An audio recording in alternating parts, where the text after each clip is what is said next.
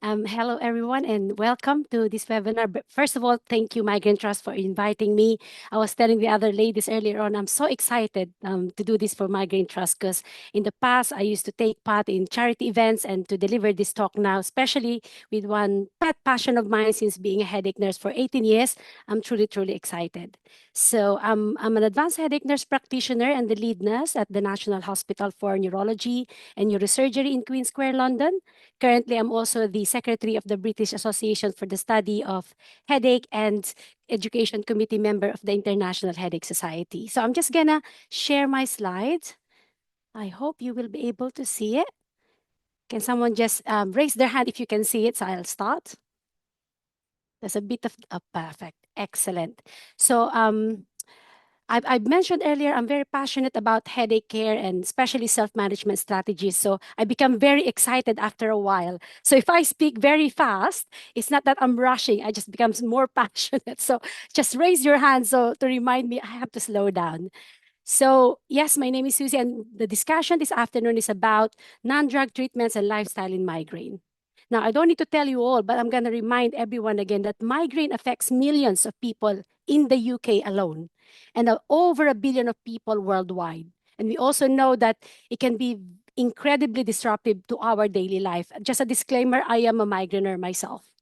But with the right lifestyle and self-management strategies, we can hopefully reduce the impact of migraine. So today I'll share practical tips and insights into managing migraine through lifestyle adjustments, understanding trigger, holistic self-care, and many more. And I hope that by the end of 1 hour, you'll feel more empowered to take control of migraine and support someone you care about if you are not a person with migraine. So these are my disclosures. Now, unfortunately, we still do not have a cure for migraine. So the primary goal when we're talking about treatment of migraine is to relieve pain, to restore function, and reduce headache frequency.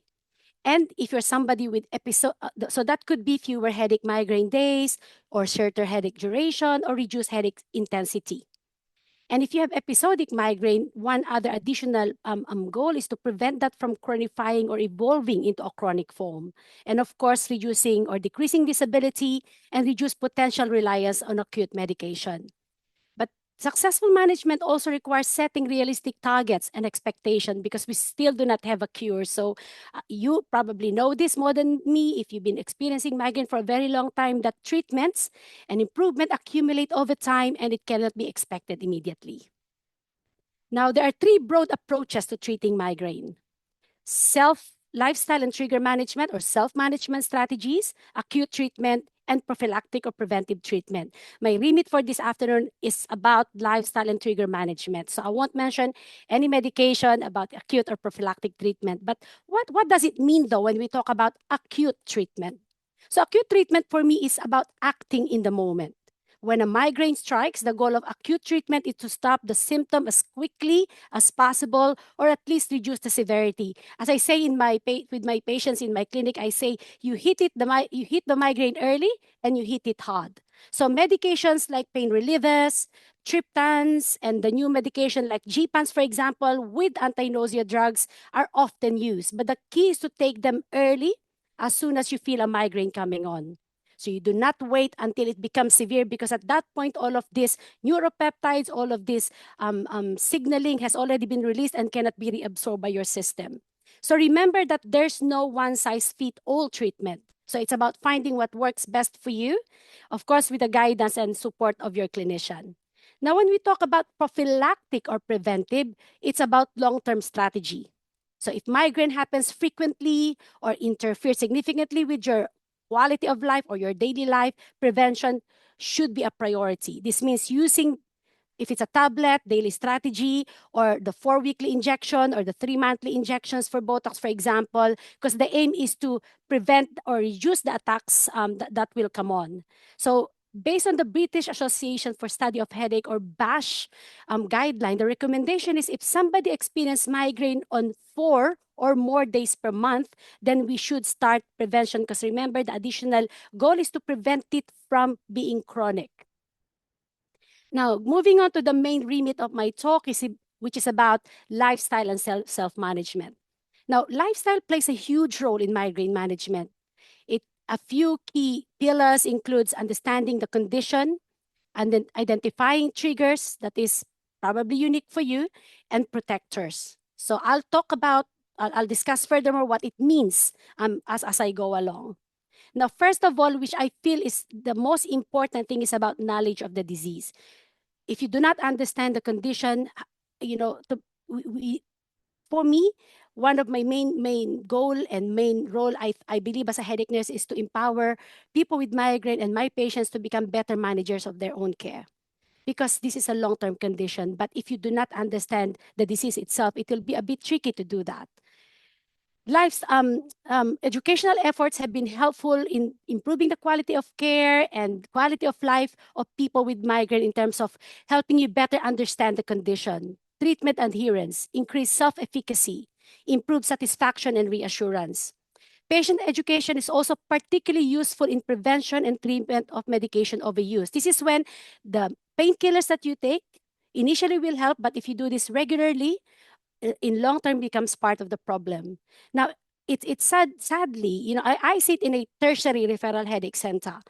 And my expectation is by the time the patient is seen in my clinic, they would have at least heard of medication overuse. But sadly, even up to this day and age, there are still patients who will see me and will hear about, the risk of medication overuse. So I think one of the best way of countering that is through patient education and knowledge of the disease.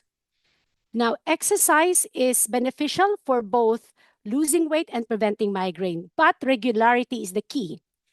Irregular exercise or doing it a lot more than what the moderate advice could exacerbate the headache or migraine. So moderate exercise 3 to 5 times each week. I say to my patient maybe around 180 hours per week will help reduce stress and also help in the fitness and in migraine control. Now, fundamental pathophysiology of migraine is this hypersensitive central nervous system or a very hypervigilant brain. So this nervous system, when you have a migraine, is biologically different. Basically, it doesn't want overstimulation. It doesn't like too much noise, too much light, too much odor, stress, and it also doesn't like change. So schedule change, hormone change, weather change. So basically, when we have migraine, our brain tells us we need to be boring. Everything has to be in regularity and routine. Now, although evidence to some known triggers such as exercise, dietary triggers such as chocolate, bright lights are less certain, it can also sometimes be difficult to tell if something is really a trigger or if what you're experiencing is an early symptom of migraine attack. Now, going back to the knowledge of the disease, it's important to know that, you know this more than me, migraine is more than a headache. In fact, it comes in 5 different stages. You have your premonitory symptom, the migraine process have already started even before the headache comes on. To those who gets aura, then you go to the aura stage, the headache stage, which is the most well-known symptom of migraine. And you have the prodrome stage, recovery, and then the period in between attacks. Now, during this premonitory stage, one of the manifestation is craving or increased appetite. Now, for some reason, when you crave during those premonitory stage, you crave carbon-rich food for some reason. I can't explain it, and we can't explain it as yet. But it's a carbon-rich food like chocolate, cheese, bread. So you can easily blame eating chocolate, for example, last night and having a migraine today as the trigger. But is it really a trigger, or you've already started the process of migraine? And you're already experiencing this highly disabling condition that is invisible and sometimes misunderstood or often misunderstood and undertreated. Little luxury in life, if it's not truly a trigger, why deprive yourself of those? So it's important to really know if it's truly a trigger. Now, the other things includes body-mind intervention like breath work, yoga, tai chi, and sleep hygiene, which I'll discuss later on in great detail. But basically, when we talk about sleep hygiene, it's about consistent bedtime. It's for me personally, it's not about the hours, the number of hours that you sleep at night, but it's about being consistent in going to bed and waking up in the morning. And also making sure that the bedroom, especially if you have difficulty, falling asleep when you go to bed, decluttering the bedroom, and making the bedroom only for sleeping, not for reading, not for listening, unlike me, not for Netflix, for example. So make sure we declutter. Now let's go through the self-management strategies one by one. Think of triggers and protectors like a scale. So triggers like lack of sleep, dehydration, or stress, it will tip the scale towards a migraine attack. Now, protectors like drinking enough water, regular meals, light exercise, it will help balance things out. But the key is knowing your own trigger, and remember, it's not one size fits all. So let's go through it one by one. First of all is regular sleep. Sleep is one of the biggest player here in terms of triggers. Both too little and too much can trigger migraine. So think of our brain, if we have migraine, like it loves routine, as I've said earlier on. It thrives on regularity. So try to go to bed and wake up around the same time each day, even on the weekends. In fact, I sometimes have patients who tells me, Susie, I just love being at work because during weekend, that's when I get my headache. I think it's because there's, the routine is being disrupted, and also all of these, hormones that help us thrive when we're under stress lowers down during the weekend. So that sometimes is the reason why we get weekend headache. So if you have a late night, for example, on the odd occasion that you have a late night for some reason, it's better to get up on time and then maybe nap later rather than sleeping in for hours. For me, I find sleeping in a very potent trigger for me personally. Now, for some people, bright or flickering light, like the light I have here in my room, it can be, it can be a trigger. So flickering lights, whether from screen, from fluorescent bulb, or even sunlight, can set off a migraine attack. So if that's you and you experience that, sunglasses can help, tinted lenses can help, or maybe even adjusting the screen brightness can help if you're, facing the computer almost all day like me. It's not about avoiding light altogether because you don't want to be deconditioned as well, but managing exposure in a way your body tolerates. Next is drinking water. Dehydration is a common but really, really often overlooked trigger. So even mild dehydration, for example, can possibly irritate the brain's pain pathways. So try to sip water throughout the day. So the trick is small amounts often rather than a big gulp or a big glass once or twice. So again, you go back to regularity. Our brain needs steady fuel. So think of it as if your brain needs to be happily fed all the time. So skipping meals or long gaps between eating can drop your blood sugar, and then it can potentially trigger an attack. So eating regularly, even something small. So when I used to work in the wood, it used to be my problem because you cannot predict your break. So what I used to have is have a little nut or little nibble, little something that I can nibble in between if my break will be delayed. So that can be a protective thing against more migraine attack. Now, exercise is a bit tricky because overdoing it or starting too suddenly, as I've alluded earlier on, can sometimes trigger a migraine. But but regular, moderate activity like brisk walking, swimming, or yoga, sometimes running could be a trigger as well because it's a bobbing motion. Remember, when you have migraine, you have motion sensitivity that could also worsen or exacerbate migraine. So something that is quite like brisk walking or swimming is perfect, and it can prevent attacks over time if you do it regularly. It also could support better sleep, improve our mood, and also help with stress control. Now, for some women, migraine have a hormonal pattern. Not for everyone, but some or most women will have hormonal pattern around period, pregnancy, or menopause.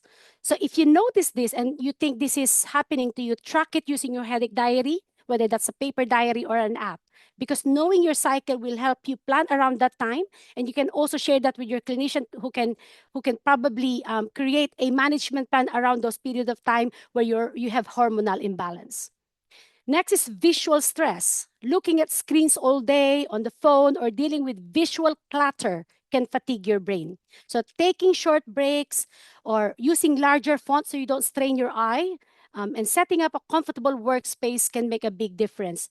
I always advise my patient to use the simple changes like the 20-20-20 rule. So basically, I say every 20 minutes, look maybe 20 feet away, for 20 seconds. So that could help, with that visual stress.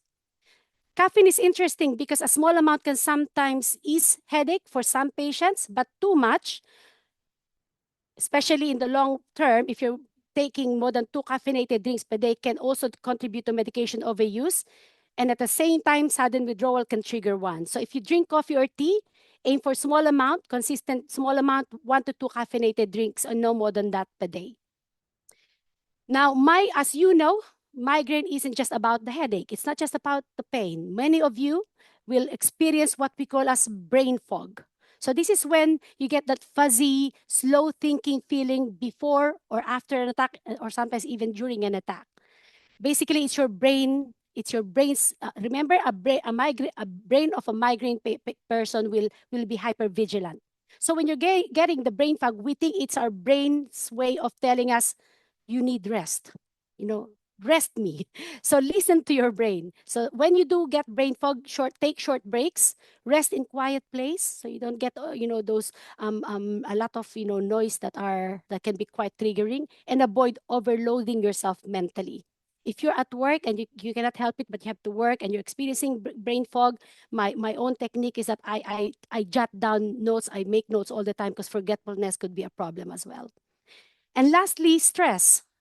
It's impossible to remove stress in our lives. If I've done that, then I'll probably win a Nobel Peace Prize, but nobody has won that yet. So we cannot remove stress yet. But what we can do is we can change how our body responds to it.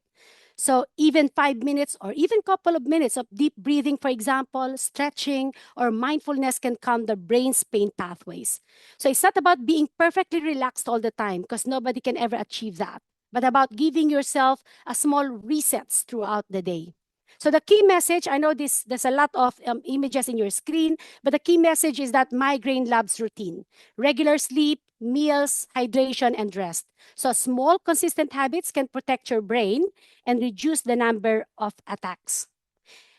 Now, talking about stress, there actually is a complex but very real relationship between stress and headache. And it's not just a simple cause and effect situation that we know. In fact, stress can play many different roles at different times in migraine. So let's walk through it step by step. First, stress can be a predisposer. That means that long-term or chronic stress can make you more vulnerable to headache in general. So think of it like the brain becoming more sensitive. The stress itself doesn't always cause the pain right away, but it sets the stage. So for example, you are going through constant work pressure, or you're caring for a very sick family member, for example, you may start noticing that the headache become more frequent or become more severe over time. Then stress can also be a precipitant or a trigger for an individual attack. So imagine a situation where you have a very busy week, you have little sleep, and a stressful meeting, and then bang, suddenly a migraine hits. And that stress really is a stress acting as the final straw. So not every stressful event trigger an attack, but when combined with other factors, like say skipping meals or dehydration, it often does. Next, stress can be an exacerbator. That means it doesn't just trigger a headache, but it can make a headache worse or more frequent.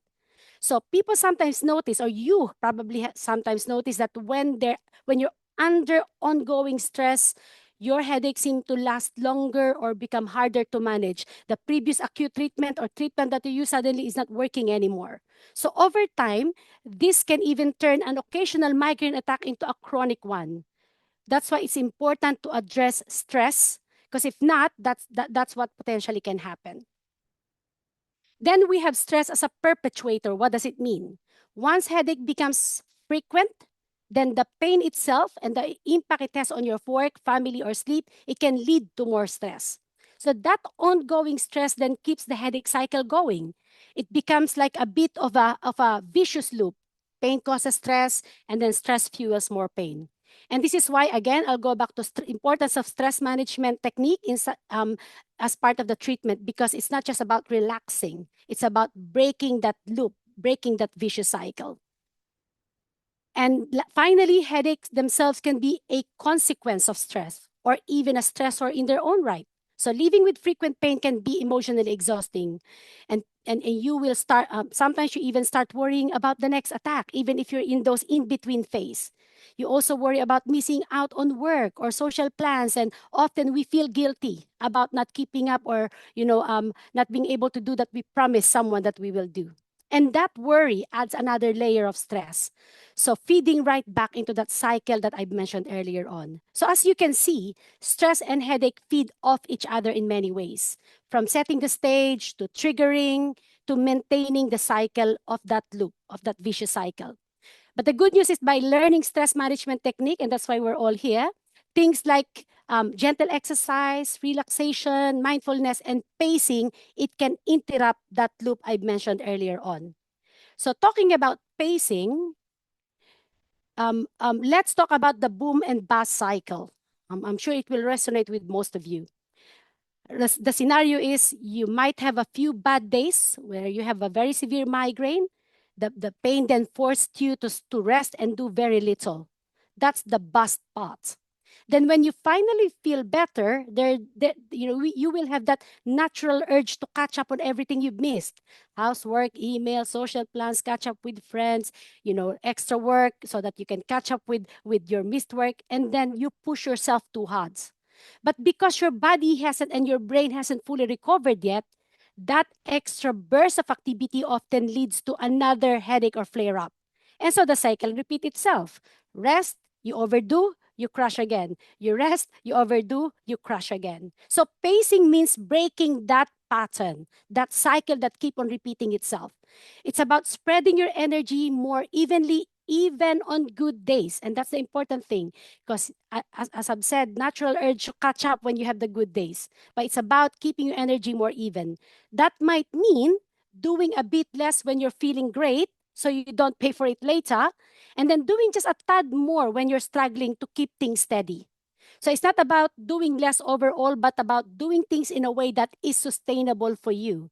It could mean small break, planning tasks in chunks, and prioritizing what really needs to be done. Those will help you keep a more balanced rhythm. Now, I've been a headache nurse for 18 years, and I cannot count the many times the patient will tell me, I never allow migraine to defeat me, Susie. Even if I shouldn't be working, I go to work. But remember, when you pace yourself, you're not giving into migraine. In fact, you're actually managing it more smartly, keeping more control over your days rather than letting the headache dictate the rhythm of your day or weeks or months. Now, some practical tip, headache diary is a very powerful tool.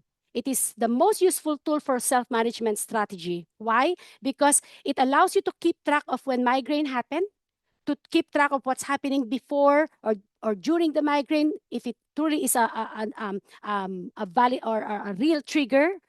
And it can also help you spot patterns. If your headache is changing, like the duration, severity, and frequency, it will track the effectiveness of treatment as well. And let's say, for example, you're seeing your GP for the first time, or your loved one will be seeing their GP for the first time, you only have 10 minutes. But if you have the headache diary with all this information, that 10 minutes will be enough for your GP to come up, hopefully with at least some diagnosis and advice. Now, let's then move on to non-pharmacological treatment for migraine or alternative therapy. So the aim is that hopefully I would be able to expand your toolkit in helping manage the migraine. So there are the most preferred and the most preferred that I come across in my clinic, and those one with most evidence are cognitive behavioral treatment, nutraceuticals, and acupuncture. And I'll go through this one by one soon. Now, it can be combined. So first of all is behavioral treatment. The most common is cognitive behavioral therapy, stress management, and biofeedback and relaxation training techniques training. It can be combined with medication or done independently. And especially this is preferred by my patients who are trying to get pregnant, for example, who are already pregnant or lactating because there are no side effects. But I must admit, getting access to this can be quite tricky. Even when I refer my patients, sometimes it gets rejected. So I know that is a problem. But if you can access it, I advocate that you do engage because it's really good. Now, Behavioral and mindfulness-based approaches can be of great support as well in young people experiencing migraine. Especially, more limited treatment available for those who are children and adolescents, for example. But there are good evidence to show that for young adolescents, psychological intervention can be helpful. Now, next is nutraceuticals. Nutraceuticals are defined as the food or dietary supplements that provide medicinal or health benefits. They have particular appeal if you are someone with chronic disease or other chronic disease and you want to avoid associated long-term side effect or interaction of medications, or in patients with migraine that in patients the most commonly used nutraceuticals with some evidence, and I must admit it's not a very strong evidence, but with some evidence, especially if the headache is more on the less frequent form, are riboflavin or vitamin B2, coenzyme Q10, and magnesium. In my clinic, when I'm advising patients to take nutraceuticals, I always advise taking these three in combination. And it is a good going dose. Now, I'm not going to prescribe any dose here, but what I'll do is if you're interested in dosing, you can reach out to PIPA or someone from Migraine Trust, and I can then give them the regime that we use here in Queen Square. But if you're buying magnesium, for example, don't buy magnesium sulfate. It should be magnesium citrate because it gets absorbed and sulfate doesn't. Now, next is acupuncture. Acupuncture demonstrated headache improvement versus standard of care and placebo in clinical trial. However, I must admit that the evidence is quite low. But if you want to try it, please go to a practitioner that has training to do it for migraine, because there are certain points that I have to target, and it has to be 10 courses over the space of 5 to 8 weeks. Now, when we talk about non-drug approaches to migraine, one really interesting area is what we call, so we have nutraceuticals, we also have electroceuticals, so electric treatment. These are the devices that use gentle electrical or magnetic stimulation to calm down overactive pain pathways in the brain and nerves. So they work with your body rather than through medication. There are several types, and I will show you here each one of those briefly one by one. So to begin with, am I okay with time? Yeah, I think I'm okay with time. First is the transcutaneous supraorbital nerve stimulation or cephaly device. So cephaly, how it works, it gives or deliver a very gentle electrical impulses through the skin. That's why it's transcutaneous, to stimulate the supraorbital nerve, which are the nerves here just above the eyebrow. These nerves are involved in how our brain process pain, especially in people with migraine. So basically, you place the small electrode pad on your forehead. You can see it here in the picture. It will have some adhesive gel underneath that electrode pad, and you'll place it just above your eyebrow. I've used it before, and I've advised patients on how to use it. My advice is don't put it just very close to the eyebrow, because it will become so heavy you will most likely not able to tolerate it. So put it just, I mean, depending on the size of your forehead. My forehead is quite big, so it has to be quite higher. But if your forehead is quite small, then of course it cannot be in the middle. It has to be just maybe 1 or 2 finger breadth above the eyebrow. I would say a little bit higher than what you can see in the picture. Then the cephaly device, or the device that delivered electrical stimulation, is this little bit here. Can you see that little device on top of the electrode? It attaches magnetically to that pad. So you just need to place it around the electrode. It will automatically attach to it. So when you turn it on by pressing that little button with the red power sign here, it sends mild electrical impulse that you may feel as a tingling or massaging sensation around here. These impulses then help calm overactive pain pathways in the brain that trigger migraine. So indirectly, by calming down the nerve outside the brain, you indirectly calm the pain, the center in the brain that is generating the migraine pain. So you can use it either as an acute treatment or preventive treatment. As an acute treatment, use it during a migraine attack to help relieve the pain. As a preventive, use it once daily for about, well, actually, it's 20 minutes. It has a automatic shut off anyway. The moment you switch it on, it will stop after 20 minutes. And the aim is to reduce migraine frequency. So what you'll feel is a tingling, buzzing, or pressure sensation on the forehead. I would say the moment you say you get the pressure sensation, you disconnect it and you start again. I would suggest just keep it on the tingling or buzzing sensation. And the sensation may feel stronger at first when your nerve is not used to that extra stimulation and extra sensation, but it will get better over time. And you can also adjust the intensity here in this little power button again.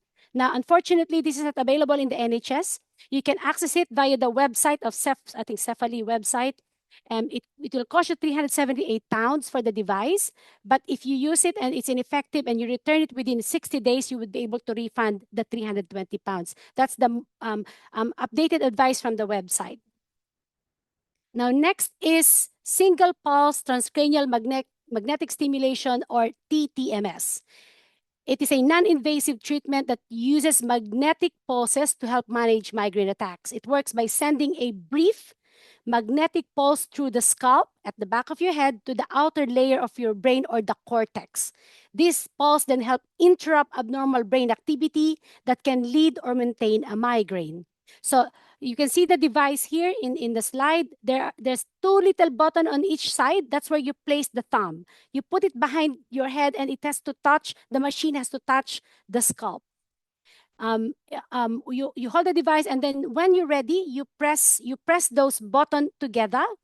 And what will happen is the device will deliver a single magnetic pulse. You will hear a very faint click and a tapping sensation at the back of your head. What will happen is once those pulse is delivered, it will help reset brain cells that are involved in migraine pathways, reducing pain and other migraine symptoms. This is particularly helpful if you have aura. So at the beginning of aura, the moment you get the aura, you put it at the back of your head, you click it, because when in aura, one phenomena that is involved is what we call cortical spreading depression, which is an abnormal wave of electrical activity in the brain. And if the theory is, if you give yourself a single pulse of magnetic pulse, it will disrupt that cortical spreading depression. So you can use it both as as a preventive, use it as soon as you feel the migraine starting, or especially with aura. And some can also use it as a prevention, but it needs to be prescribed and advised by your clinician.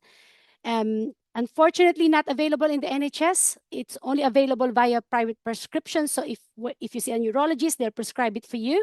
And then they can also advise you when to use it as a preventive treatment. Next is non-invasive transcutaneous vagus nerve stimulator, or gamma core. It is a device that provides non-invasive vagus nerve stimulation, which is a gentle, drug-free treatment for migraine. So it works by sending mild electrical pulses through the skin on your neck, on either side, to stimulate the vagus nerve, a key nerve so vagus nerve is a key nerve that helps regulate pain signals and inflammation in the body. So basically, the machine itself is the one at the front. The square thing at the back is just a box. It's where the machine is contained, and this little tube is the gel that acts like a conductor of the device. So this two little metal bit is where the electrical stimulation is being delivered. So you will apply a small amount of conductive gel to the metal surfaces, this two little metal ball here. And you will play now the anatomical landmark is the most important thing, because you need to target the vagus nerve. So if you want, I can invite you, use your index finger and middle finger, place it in the middle of your jaw here, and then slide it down, and you can feel a pulse. Now, an artery which causes the pulsation, and the nerve always comes in pair. So where the pulse is where the nerve is. Now, that's where you place these two little, this magnetic tip of the device. You switch it on, and what you will know anyway when you're in the right place, you'll get a little lip pull. The lip pull indicates that you are in the right place. If you're not getting the lip pull as you increase the stimulation, then you have to remove and reset and reapply. when I was training people to do it during the trial, initially it will be difficult. It's helpful to be in front of the mirror when you're basically placing your finger, but in the long run, patient finds it easy because it's like, I think, muscle memory. So you will feel a mild tingling or vibrating sensation. The pulling is not in the neck; it's in the lip here, and the strength can be adjusted for comfort. So it goes from 0, I think, up to 20 milliamps, and it should not be painful. If you're stimulating and it's painful, you're most likely around the muscle. So you just remove it again and replace. And it should just be enough to feel some pulses around your neck, but it shouldn't be painful. Now, you can use it as an acute treatment, use at the first sign of migraine attack to reduce the pain and shorten the attack. So basically to abort the attack. And as a preventive, use it twice daily to reduce how often migraine occur. But then again, that needs to be advised by your prescribing clinician, because it's not available in the NHS for migraine, only for cluster headache.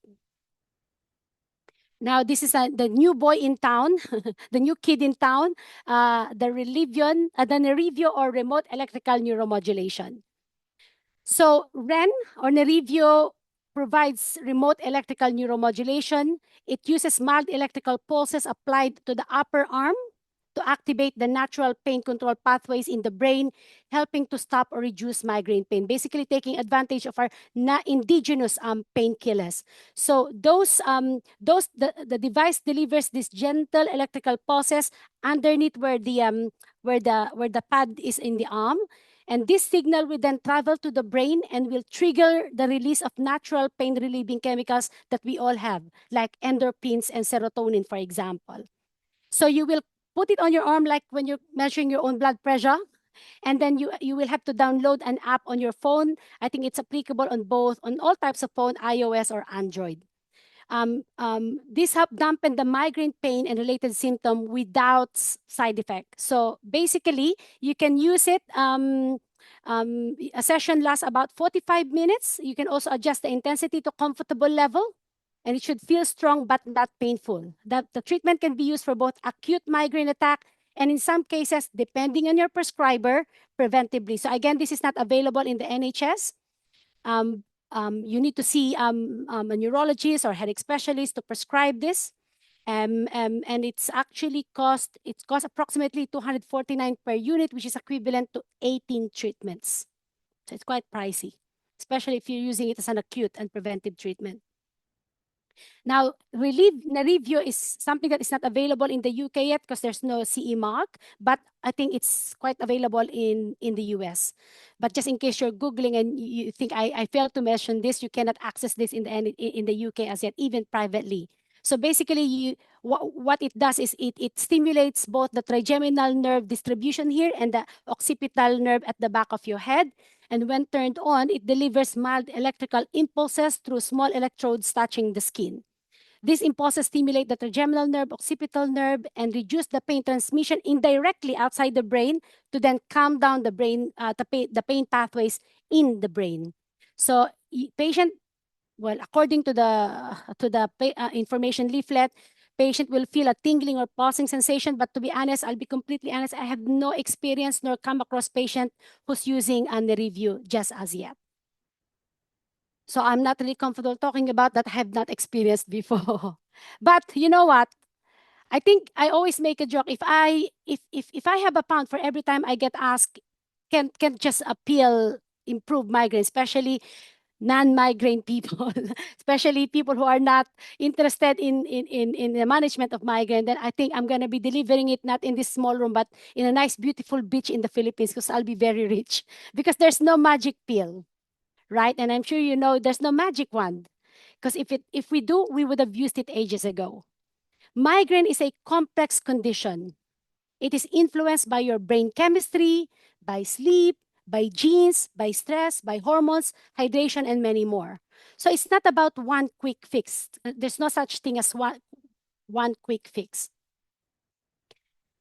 But what we need to do is to find the right combination and right strategy that would work for you. So maybe in some cases, a bit of medicine, but a lot of lifestyle self-management strategies, because that's something you can control. You can do it at home. It could be pacing, it could be relaxation, it could be one of those devices that I've just gone through earlier on. But think of your brain when you have migraine like an instrument that you need to fine tune. If we scan your brain, uh, uh, sometimes I want to analogize like going to an MOT. When you do brain scan, you cannot find, if you just open the boot, you cannot find any problem, with a car, because structurally, everything is perfect. Everything is in the right place. It's a software problem. For some reason, the pain center becomes hyperactive due to the factors I mentioned earlier on. And yes, we may know, we may have some theory and hypothesis of where this brain center and where it is being lit up. But even if we open the brain and switch it off, we cannot switch it off just as yet.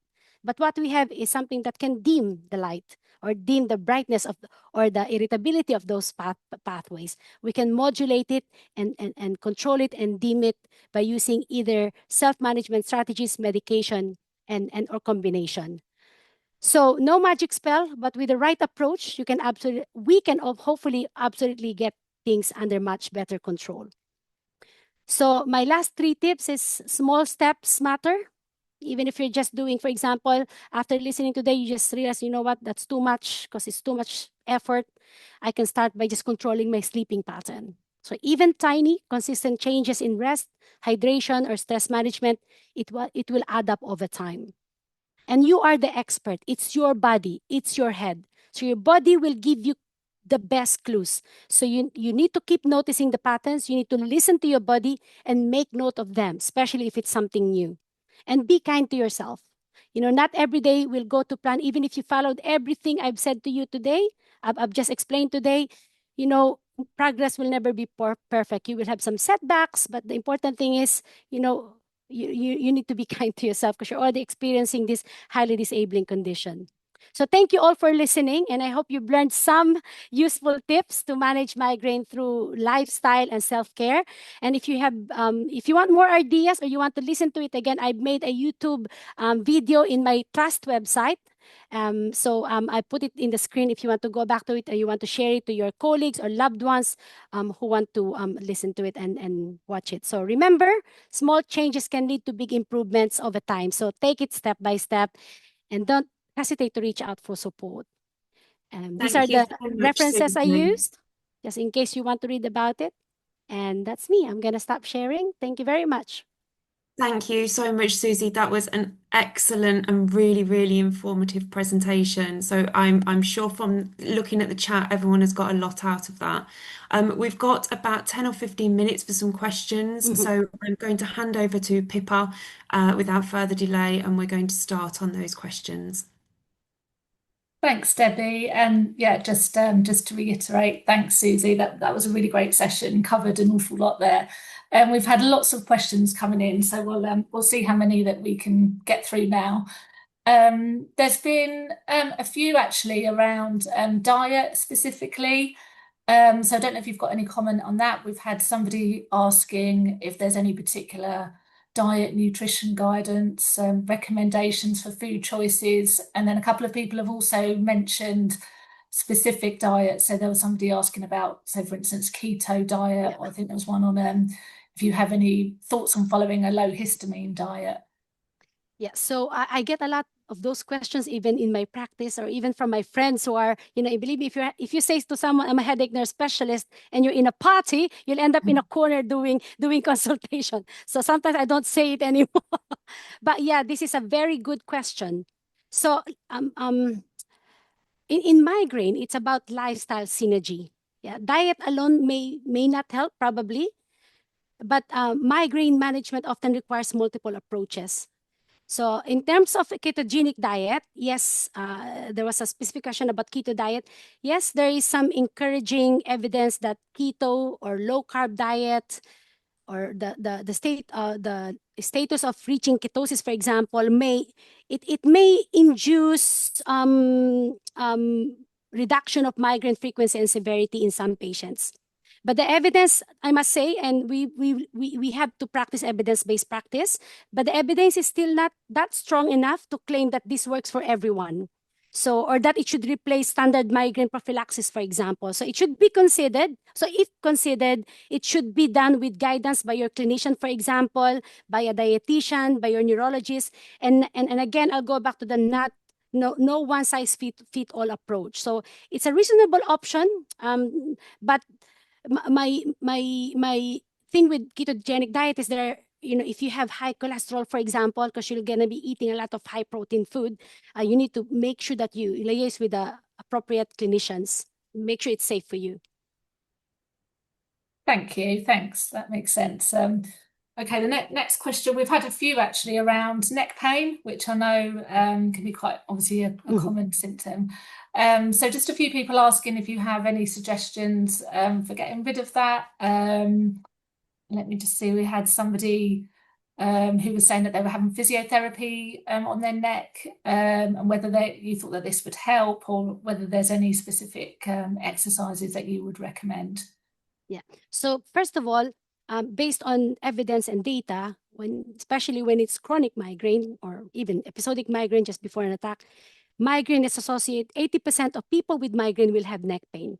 It doesn't mean you have a structural neck problem. Even if we scan them, there's nothing there, but it's part and parcel of the condition, much like when you have nausea with migraine or you have photophobia with migraine. So the root cause is the migraine, the disease itself. So you need to treat the migraine, and everything else hopefully will follow. But if you have access to physiotherapy, exercise, it will help manage that. Sometimes I won't advocate for it because it's not something that is available in the NHS, for example, like massage. For me personally, I find using the right pillow help me. It's quite a big problem for me. I cannot find any scientific evidence or data, but it's only on my own personal experience. Some of you, it may resonate to some of you that when you use the wrong pillow, for example, if you're in a hotel, it triggers migraine. It does to me, and I just cannot explain it. I'm a headache specialist, and I'm trying to find reason why, evidence-based, but not, we also need, remember, I said earlier, we need to listen to our body. If my body is telling me, this is cheap, I can just change my pillow or bring my pillow wherever I go, and that will reduce a trigger. I cannot explain it, but it's true. Thanks, Susie. Thank you. That's helpful. The next question, we've had a few questions actually about accessing the different treatments that you mentioned. So somebody has asked, how can somebody get CBT? Is it available on the NHS? It's something that they wanted to try, but GP and hospital tend to just kind of prescribe medication. And similarly, somebody has been asking about biofeedback.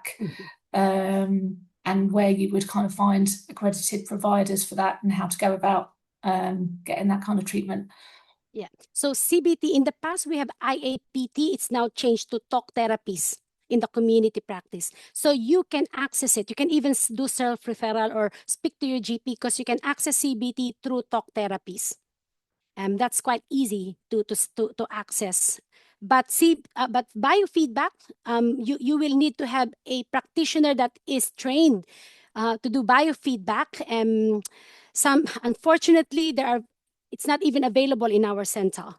So it's a hit and miss whether in your own community practice, let's say, for example, your ICB fund a lot of, self-management strategies or non-pharmacological treatment for any long-term condition, then it may be available for you. But my hope is with the new NHS long-term plan, where one of the headline is, from hospital to community, where most funding will be now directed to the community service, all of the services will become available. But if you're gonna access this and you're interested in doing it privately, make sure that that person or that practitioner is trained to do biofeedback, and they have some experience, not just in chronic pain, but in migraine as well. Because as you know, yes, there are or long-term pain condition, but there's difference between the two. Yeah, thank you. I think similarly along the same lines as well, a few people, I think I saw a few messages in the chat as well about some of the devices, obviously, that we've discussed today can be quite costly or very costly. And somebody made the comment about whether Cephaly works in a similar way to TENS, and whether there's kind of cheaper devices like that can be accessed and are effective. Yeah. So I think there's a difference between the TENS and Cephaly device only because I read the trial that was done for Cephaly. And so basically the difference is in the internal settings of the stimulators. So the way the frequency, the pulse width, and the amplitude is being delivered in Cephaly, they were designed. My experience in neuromodulation is in invasive neuromodulation. So I look after people with refractory migraine where all treatment were unavailable, and we end up implanting a stimulator that's going to be their lifetime. And I programmed them for more than a decade now. So I know the internal settings makes a difference. How frequent, how wide, how strong the electricity is being delivered makes a difference. So I know there's a difference between Cephaly and TENS machine. Between the two, although the evidence, I would say, controversially may be a bit low compared to other gold standard that went through well-powered RCT trial, the Cephaly may have a bit more evidence compared to TENS machine. And the good thing with Cephaly, I'm not a stockholder, far from it, but at least you can get some of the money back. Yeah. Thank you. I think we've probably got time for maybe one or two more questions. So something that has come up quite a lot actually is people interested in hormonal migraine, and obviously there's a strong link we know with hormones. So a lot of the therapies and the things that you've mentioned today, do you think that these are effective for people whose migraines are linked to their hormones as well? Yeah. So pure menstrual migraine is quite rare. Yeah, pure, where you can predict that it will come the day or 2 days before bleeding. Now, when you start getting migraine on more than 4-5 days per month, is that true menstrual migraine, or because you're getting it more frequently, it just falls around that time?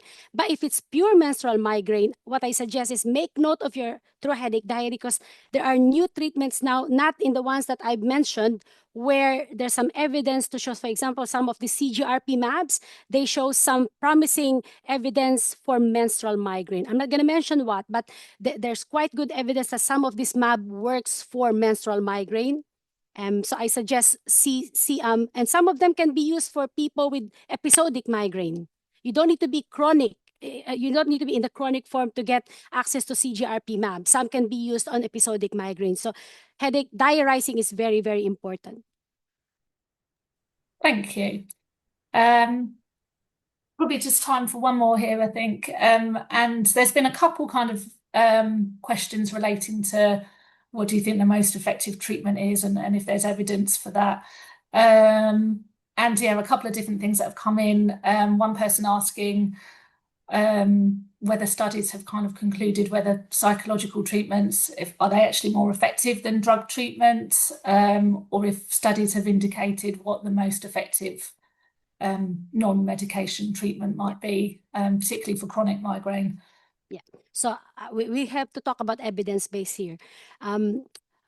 Psychological treatment, whether they have strong evidence or not, I would advocate for it in combination. Well, if we're talking about those with good evidence, of course, now I think I something pop up in the chat saying what is CGRP mAbs. So basically, calcitonin gene-related peptide, or CGRP, there's now good evidence to show that we all have it in our body. Basically, they are neurotransmitters. They transmit sensation from outside the body into the brain. That could be pain, good sensation, when you're tickled or whatever, but mostly in pain signals.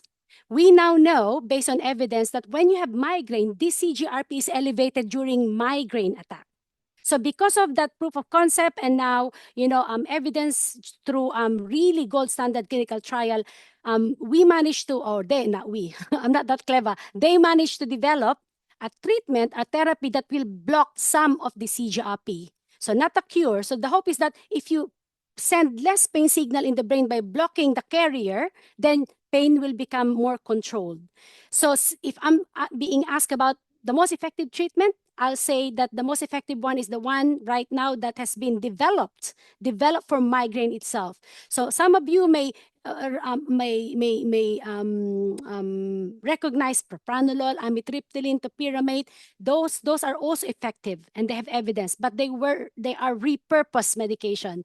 They were developed for something else, and by serendipity, we found to be effective for migraine. But if the question is most effective, I'd say those with good evidence went through rigorous worldwide clinical trial and designed for migraine, which is the CGRP mAbs and the GPANs. Thanks, Susie. Thank you. I think that's about all the time that we have for questions, unfortunately. So thank you for answering all our questions. If anyone would like to get in touch, please do via our website. We've got lots of information on there, and you can also get in touch with our helpline via our website. And thank you again, and I will pass back over to Debbie. Thank you so much, Susie, and thank you to everyone for joining us. We really hope you found that as informative as we did. Like Pippa said, I'm really sorry if we haven't got to your questions. Our helpline is open. We're here till 4 o'clock today and every other day of this week. So please do reach out if there's anything that we can help you with. The transcript, the video of this will be on our YouTube page, accessed via our website probably tomorrow or hopefully later on today. So we will be sending out some evaluation into your inbox. If you could please complete that, it really helps us to know what's helpful and what might work next time. But I just would love to say again, thank you so much to Susie and to you all for coming along, and we look forward to seeing you all soon. Thanks, guys. Bye. Thank you, everyone. Bye.